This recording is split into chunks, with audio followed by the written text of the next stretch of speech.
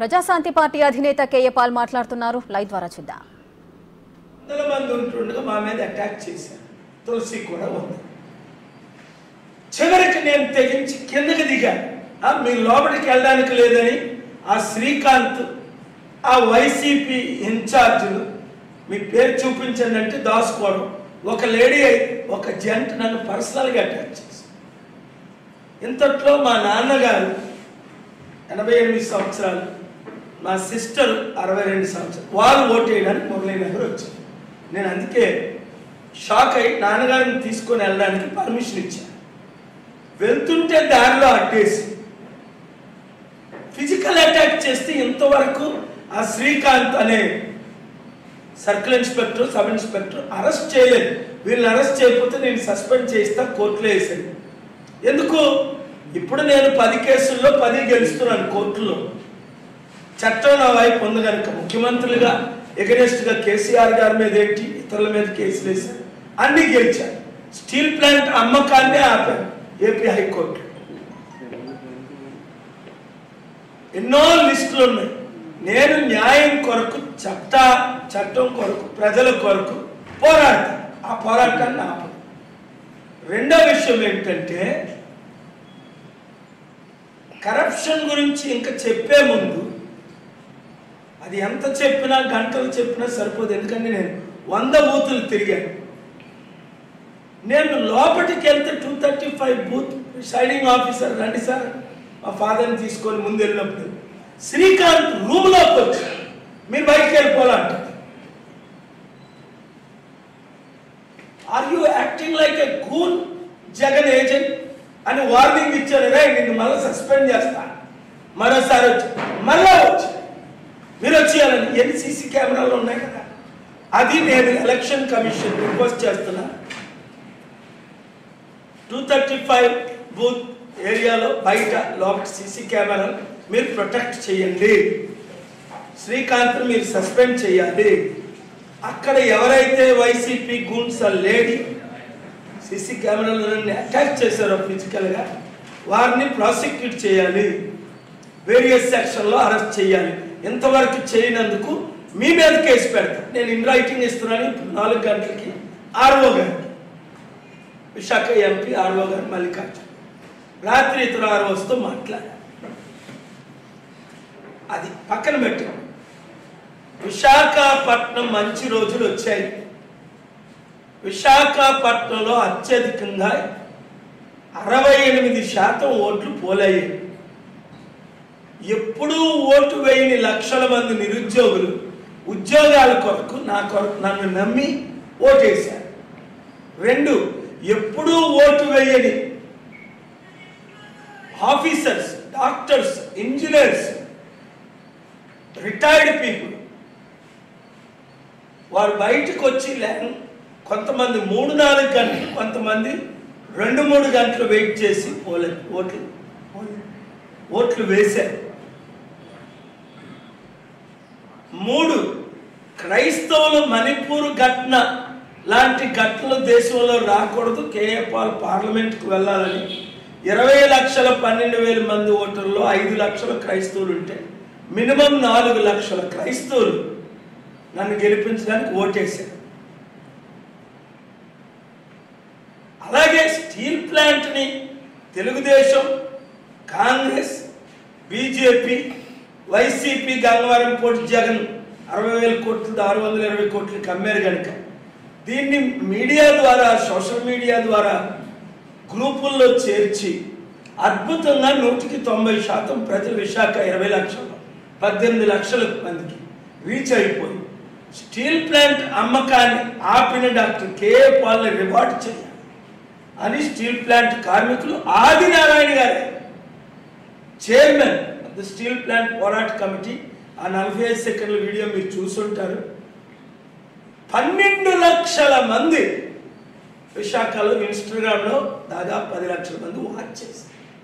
సగానికి సగం ఓటర్స్. బడుగు బలహీన వర్గాలు, అరే మనం 52% ఉన్నాం బీసీలు, ఎప్పుడూ 6 కులాలనే మనం వెళ్తున్నాం, కుల పాలన మనకు వద్దు, కుటుంబ పాలన మనకు వద్దు అని వాళ్ళలో ఓట్లు వేసి ఇప్పుడు పోలైంది 68-70% అంటే 14 లక్షలు 20 లక్షలు. నేను మీకు చెప్పింది అదే, అనేక సార్లు మీడియాలో చెప్పాను. చాలామంది 50 నుంచి 55% పోలవుతుంది, అది 11 లేదా 12 లక్షలు 60%. ఆ ఎక్స్ట్రా 2 లక్షలు వ్యతిరేకంగా ఈ గవర్నమెంట్ పాడు చేసింది. 19 లక్షలు 13 లక్షల కోట్లు అప్పు చేశారు జగన్మోహన్ రెడ్డి గవర్నమెంట్, చంద్రబాబు వ్యతిరేక ఓటు వచ్చింది. సో ఇవన్నీ చూస్తుంటే మినిమం బేస్ వేసుకున్న 14 లక్షలు దాదాపు పోలైతే 4 లక్షలు క్రిస్టియన్ ఓటర్స్, 2 లక్షలు 8 లక్షల్లో యూత్ జాబ్స్ కొరకు, స్టీల్ ప్లాంట్ 1-2 lakhs మినిమం దాన్ని బెనిఫిట్ పొంది. ఇలాగా చూసుకుంటే ఇంకొక 2 lakhs బడుగు బలహీన వర్గాలు దాదాపు 9 నుంచి 10 లక్షల ఓట్లు మనకు పోలాయని మా ఇంటర్నల్ వీళ్ళు సర్వే. అయితే టీడీపీ అభ్యర్థి భరత్కి లాస్ట్ టైం 4 లక్షల ఓట్లు పడ్డాయి. ఇప్పుడైతే వారు బీజేపీతో కలిశారో ముస్లిం క్రిస్టియన్ ఓటు 30% పోయాయి. ఆ 4,35,000లో 33% మైనస్ చేస్తే 3 లక్షలు. నేను వచ్చినందుకు భరత్కి ఇంకా అరే పాల్ గారికి ఒక ఛాన్స్ ఇద్దాం, టీడీపీకి బీజేపీకి కాంగ్రెస్ వాళ్ళకి మనం వైసీపీకి ఛాన్స్ ఇచ్చాం కదా, ఒక ఇంకా 50,000 లక్ష మైనస్ అయ్యి ప్రాక్టికల్. సో ఇంకా బొత్స ఝాన్సీ వైసీపీ ఫ్యాన్ గురించి చూద్దాం.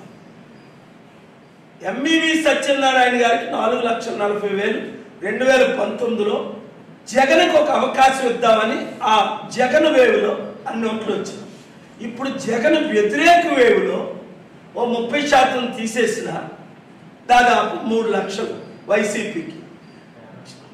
బొత్స ఝాన్సీ అనే పేరు వినని వారు 90%. కనుక మరి ఇంకొక ఆవిడంటే ఎవరు తెలీదు, తెలిసిన వాళ్ళకి ఏంటంటే కోర్టు కేసులు, కొడుకుల అవినీతి, కుటుంబ అవినీతి, ఒకే కుటుంబంలో 5 ఎమ్మెల్యేలు ఎంపీలు బొత్స కుటుంబంలో, మా కుటుంబ పాలన రిజెక్ట్ చేసిన ఇంకో 50,000 1 lakhs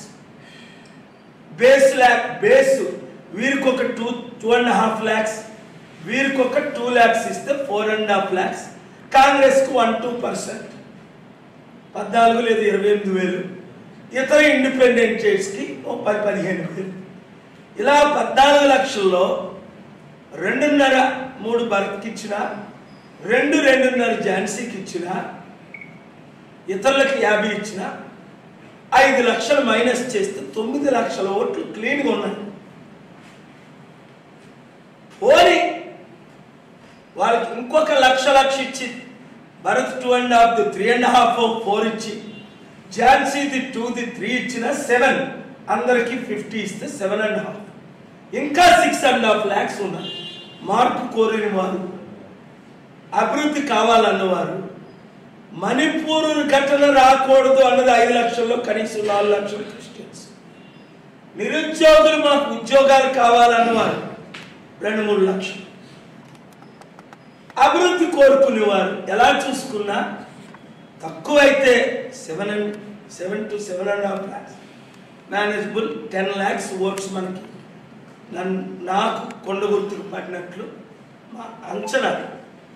అయితే కోర్టులో నేను ఎందుకు వాదించాను, ఫస్ట్ ఫేజ్లో జరగవలసిన ఎలక్షన్ ఏపీ హైకోర్టులో అనేక సార్లు వాదించి 4th ఫేజ్లోకి ఎందుకు తీసుకెళ్ళాను, ఈ ఎలక్షన్ కమిషన్ కూడా నాకే క్రెడిట్ ఇచ్చి లెటర్ ఇచ్చారు.